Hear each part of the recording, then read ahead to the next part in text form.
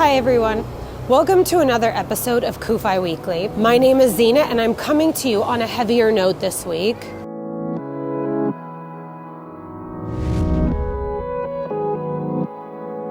Right now, I'm in an East Jerusalem suburb called Neve Yaakov. Over the weekend, during Shabbat prayer services, a Palestinian terrorist who arrived by car opened fire and shot 7 Israelis dead that were passing by in the street, including a 14-year-old boy. The terrorist fled to a nearby Palestinian neighborhood called Beit Hanina, which is several hundred meters away, and within 5 minutes, he encountered the Israeli police who neutralized him.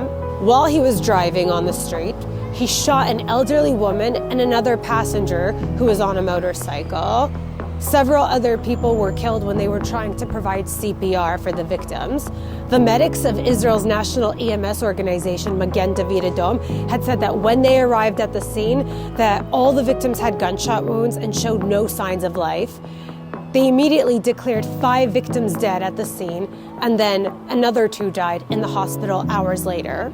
When the Prime Minister of Israel, Benjamin Netanyahu, arrived at the scene, he called it one of the most severe attacks we have seen in years.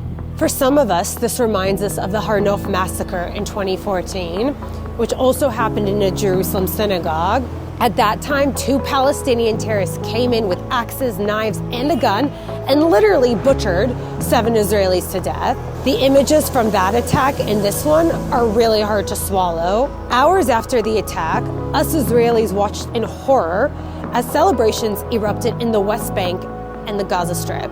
Palestinian communities fired fireworks, handed out candies, danced on the streets, and praised the attacks. Watching our neighbors literally celebrate terror and death is something that I can never understand, because us Israelis, we don't rejoice at the death of innocent humans. If this wasn't bad enough, the next morning, less than 24 hours later, a 13-year-old Palestinian shot and wounded 2 people just outside the old city. Imagine 13 years old and being driven to kill innocent people. So the question we need to ask is, how did this happen and why? Well, in the last month, we've seen escalations take place. There were multiple attempted terror attacks that the IDF had to thwart. Several of the terrorists who the IDF ended up neutralizing belonged to the Hamas and Islamic Jihad terror groups. And even one of the PFLP members that the IDF had to kill was 14 years old. He left a will where he revealed his association with the terror group and wrote, "I fulfilled my dream of becoming a martyr." So naturally, things have been tense in the region. We need to also remember that these acts of terror are glorified within Palestinian society, so many aren't looking at these attacks as terrorism.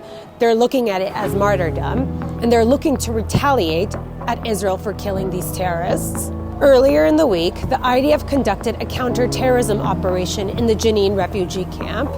Anyone who follows what goes on in Jenin actually knows that it's a hub for conducting terror plots, and the IDF has to regularly operate there in order to stop planned attacks against civilians. So on Thursday, January 26th, the IDF conducted a counter-terror operation in Jenin that left 9 Palestinians dead, 7 of which were terrorists. Unfortunately, one of the victims was also a Palestinian elderly woman. The IDF reported that they entered Jenin to foil an imminent attack by the local wing of Palestinian Islamic Jihad. They called it a ticking time bomb and said if we didn't act, they would have.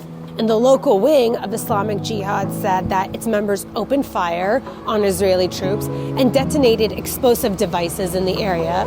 So this was clearly a deadly exchange between IDF forces and members of the terror group.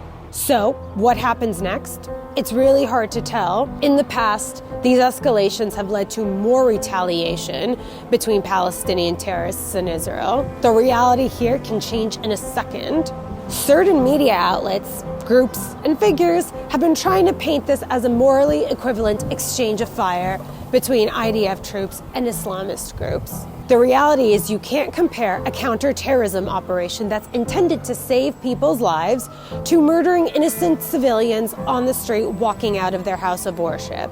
As an Israeli who lives in the region, I want to say that my thoughts and prayers are with the victims and their families who are suffering tremendously right now. I also want to say that my heart hurts for any Palestinian who is caught in the crossfire. Unfortunately, what Israel needs to do for its own security doesn't always look pretty. We have to remember that Israelis and Palestinians are humans, and we're not just numbers in the media reports. Both of us deserve to live in security, free of any violence. Thanks for checking out this episode. Be sure to like and subscribe so you get a notification every time a new episode hits. And if you want to check out some of our previous episodes, and we've got some really good ones, click on one of the thumbnails and that will take you right there. And finally, if you want to know more about CUFI and the work we do, go to CUFI.org to check out all the resources we have available free to you.